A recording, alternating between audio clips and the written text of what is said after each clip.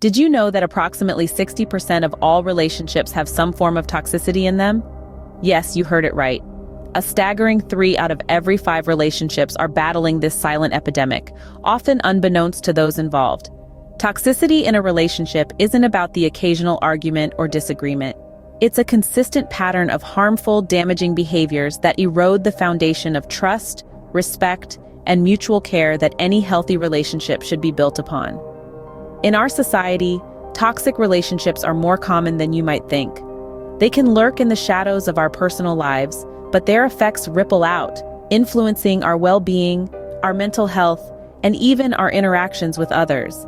It's a widespread issue that we can no longer afford to ignore. That's a startling number, isn't it? But what exactly constitutes a toxic relationship? Let's delve deeper. A toxic relationship is not always obvious. Sometimes it's the subtle signs that tell the tale. You may not realize it, but the constant criticism, whether it's about your appearance, your work, or your hobbies, is not just harmless teasing. It is a sign of disrespect and can erode your self-esteem over time. Then there's emotional manipulation. Let's take an example. Imagine your partner often makes you feel guilty for spending time with your friends or pursuing your interests. This can make you feel like you're walking on eggshells, always trying to avoid upsetting them. This is not a healthy dynamic. Lack of respect is another subtle sign. If your partner dismisses your feelings or opinions, it indicates a lack of regard for your thoughts and emotions. See, these signs are not always glaringly obvious, but they can cause serious harm if left unchecked. Toxicity can become a vicious cycle, trapping people in a loop of hurt and recovery. Imagine a hamster wheel. The hamster keeps running, expecting a change, but the scenery remains the same. This is how toxicity can become a cycle. Individuals trapped in this cycle often repeat patterns of toxic behavior, even if they're not consciously aware of it. Let's delve into a case study. Meet Jane. Jane was in a toxic relationship where she was constantly belittled. After ending that relationship, Jane found herself in another toxic relationship where the same pattern of belittlement occurred. Jane, unknowingly, was caught in a cycle of toxicity. This cycle often stems from an individual's subconscious belief that they deserve the toxic treatment they're receiving. It's a heartbreaking reality, but an important one to acknowledge. Breaking this cycle can be tough, but it's the first step towards healing. Recognizing the cycle is key. Once you see it, you can begin the journey to break free. Toxic relationships have a profound impact on our mental health. This is a hard truth that many of us have to face in our lives. The emotional turmoil and constant stress that come with these relationships can lead to serious mental health issues. Let's delve into some of the specific implications.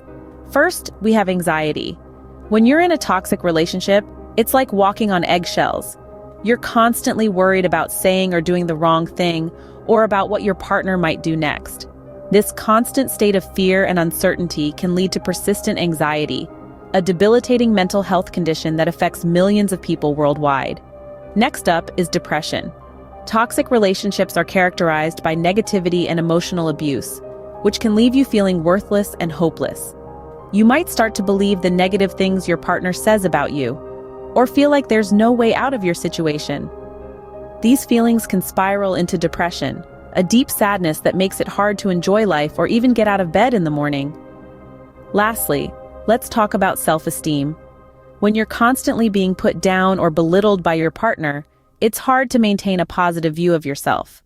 Over time, this can lead to low self-esteem.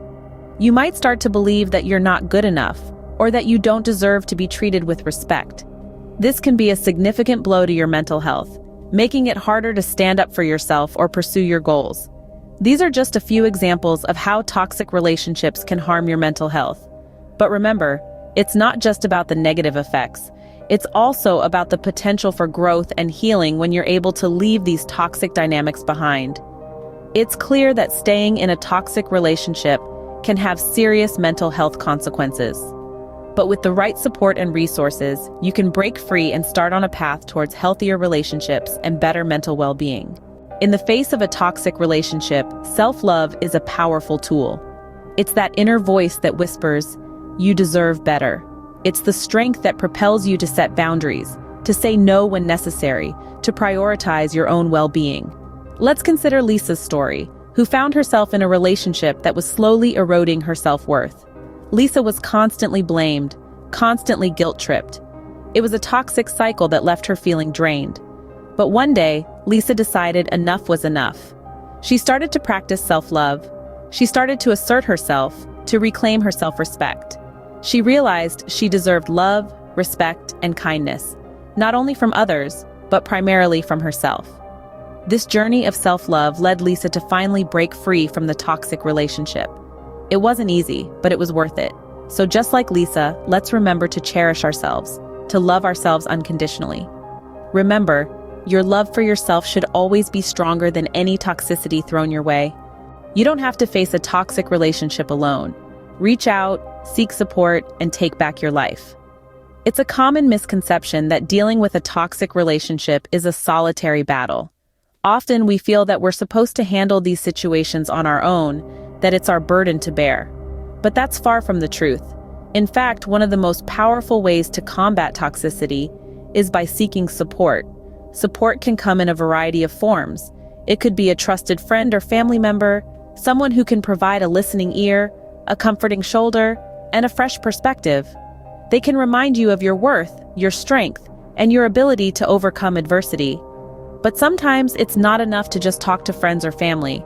Sometimes the toxicity is so deep-seated, so complex, that professional help is needed.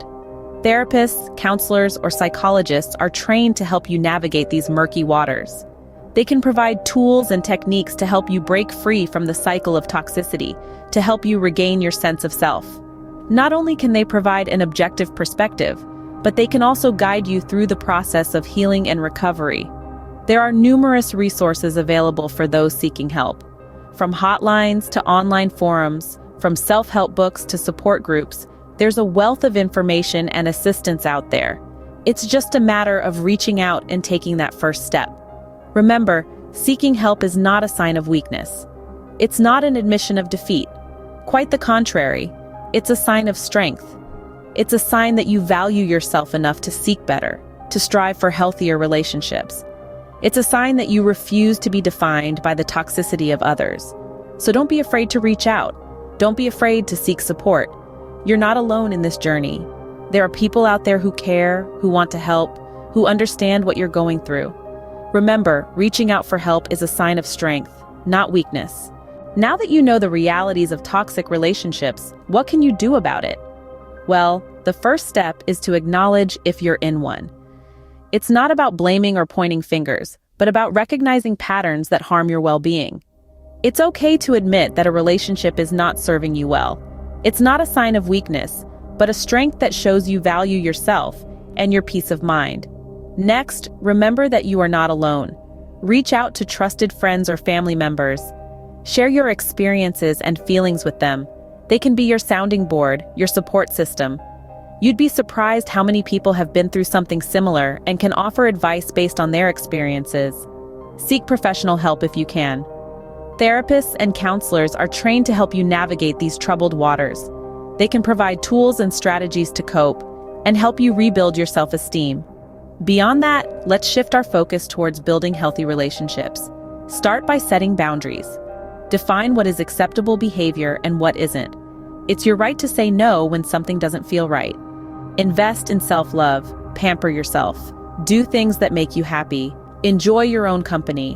When you love yourself, you set a standard for how others should treat you. Lastly, don't forget to communicate. Express your feelings and thoughts openly. It's not just about talking, but also about listening. A good relationship thrives on understanding and respect. And remember, it's okay to walk away if a relationship is hurting you more than it's helping. You deserve happiness and peace, and sometimes that means letting go. That's why it's so important to share this knowledge. You never know who might be in need of this information. So, share this video. Let's create a ripple of awareness and empower others to break free from toxic relationships. Knowledge is power. Share this video to empower others in their fight against toxic relationships.